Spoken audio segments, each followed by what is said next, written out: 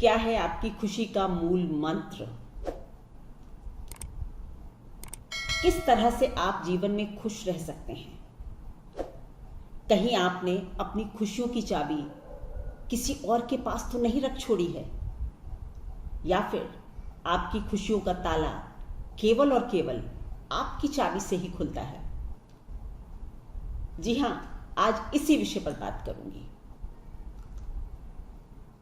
जब हम खुशी की बात करते हैं, हैप्पीनेस की बात करते हैं, तो बहुत इंपॉर्टेंट है ये समझना कि ये हम अपने अंतर्मन की बात कर रहे हैं। I am talking about my inner self.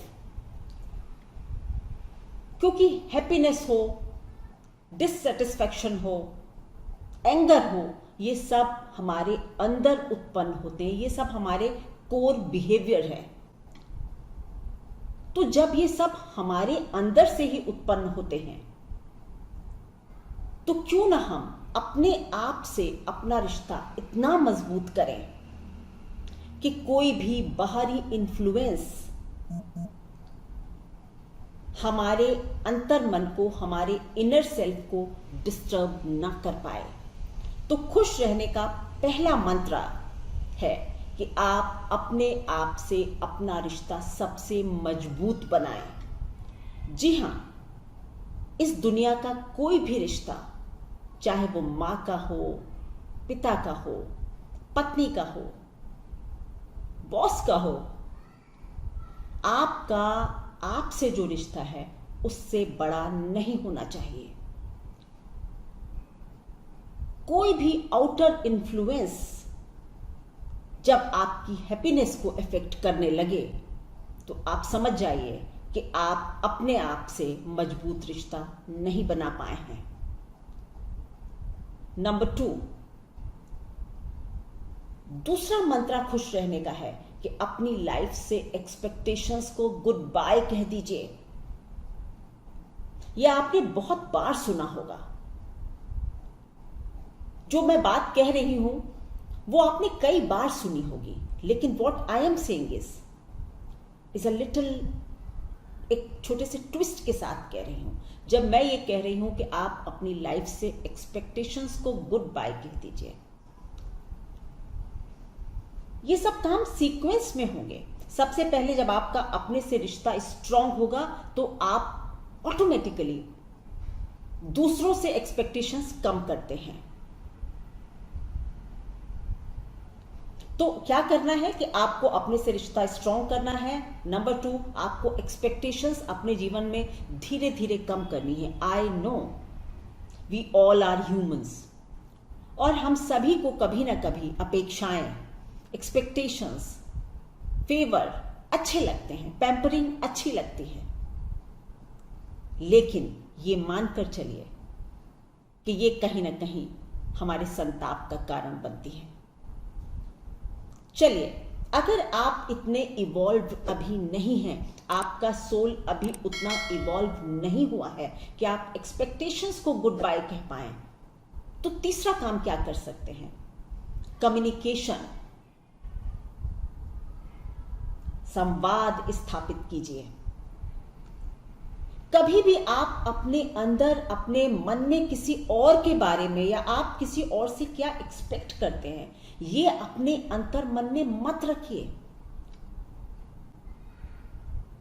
आप मत सोचिए कि दूसरा भी इसी तरह सोच रहा है जिस तरह आप सोच रहे हैं। May be you have a different perspective, और दूसरे का परसेप्शन कुछ और है उस चीज को लेकर। वो बेचारा आपके अकॉर्डिंगली कैसे रिएक्ट कर सकेगा या कैसे बिहेव कर सकेगा, जब तक आप बताएंगे नहीं कि what do you exactly want. तो कम्युनिकेशन हर रिश्ते में बहुत ही इंपॉर्टेंट होता है खुशी को बनाए रखने के लिए। अगर मुझे अच्छा लगता है कि कोई मुझको पैम्पर करे, तो क्या बुराई है अगर हम अपने फैमिली वालों से कहें कि I love to be pampered? क्या बुराई है इसमें? क्यों हम ये सोचते रहते हैं कि जब मैं उसको पैम्पर कर रही हूं, वो मुझे क्यों नहीं कर रहा? रॉन्ग। मे बी आपकी आदत है पैम्पर करना, और दूसरे की नहीं है, तो कैसे करवाएंगे आप? बस अंदर अंदर दुखी होने लगते हैं। तो संवाद स्थापित कीजिए। चौथी चीज, सैक्रिफाइस करना, खास करके हमारी इंडियन सोसाइटी में, वैसे तो ऑल ओवर द वर्ल्ड ये एक बहुत हाई ग्रेड क्वालिटी मानी जाती है। जो भी व्यक्ति सैक्रिफाइसिंग होता है उसके लिए बहुत इज्जत होती है, बहुत मान होता है सबके मन में, इसीलिए मां का दर्जा बहुत ऊंचा होता है। बट मैं बहुत ही सीधी बात करती हूं, बहुत ज्यादा जब आप सैक्रिफाइस करते हैं तो अंदर ही अंदर आप घुटने लगते हैं, क्योंकि ये ह्यूमन नेचर है कि जब वो कुछ देता है तो वापसी की उम्मीद उसको होती है। ये जो एम्प्टी नेस्ट सिंड्रोम महिलाओं में चलता है, वो इसी का एग्जाम्पल है कि they keep on doing sacrifices for their kids, for their family.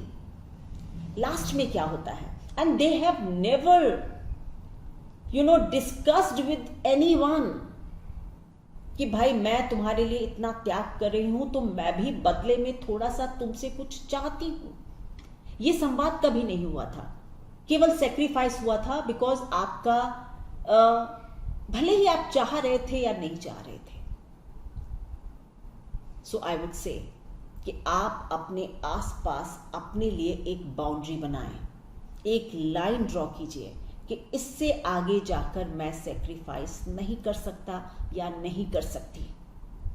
हो कोई बात नहीं अगर आपको लोग सेल्फिश कहते हैं, it's good to be selfish instead of being unhappy. Selfish word यहां पर मैं एक लार्जर मीनिंग में यूज कर रही हूं। अगर आप अपनी खुशी बरकरार रखना चाहते हैं, अपने लिए सोचते हैं, तो इतना सेल्फिश होने का हक आपको बनता है। तो बहुत ज्यादा सेक्रीफाइस ना करें, उतना सेक्रीफाइस करें जो नो प्रॉफिट नो लॉस का है, मतलब जिसकी वापसी की आपको कोई उम्मीद नहीं है। अगेन यहां पर उम्मीद जब आती है तो एक्सपेक्टेशंस आती है ना। पांचवी जो एक खुशी का जो मंत्र है वो सबसे ज्यादा इंपॉर्टेंट है और हर के लिए बहुत जरूरी है कि हमेशा कोई ना कोई एक हॉबी अपने से जोड़कर रखिए। कोई एक ऐसी चीज जो केवल आप अकेले में अपने मी टाइम में करना पसंद करते हैं, चाहे वो म्यूजिक बजाना है, म्यूजिक सुनना है, चाहे वो मेडिटेशन है, चाहे वो कोई भी गेम है, आउटडोर गेम्स हैं, वॉट एवर। क्योंकि ये जो हमारी एक्स्ट्रा करिकुलर एक्टिविटीज होती हैं, जो हमारी हॉबी होती है, वो हमारे अंदर एक हैप्पीनेस का जो सिंड्रोम है उसको बहुत बढ़ाती है। तो हमारे जीवन में जब जब हमको लगता है कि अब आज कुछ मैं खुश नहीं हूं, किसी ने कुछ कहा है, किसी ने कुछ किया है, तो just go and indulge in that hobby. वो आपका मूड एकदम से अपलिफ्ट कर देगी। सो किसी से भी एक्सपेक्टेशंस ना रखें, केवल अपने मन के काम करें जो आपको अच्छे लगते हैं, और त्याग करना है तो बस उतना कीजिए जितने की वापसी की आपको कभी भी उम्मीद नहीं थी। ना तो कभी ज्यादा दें और ना कभी उसके वापस आने की उम्मीद करें। Thank you so much.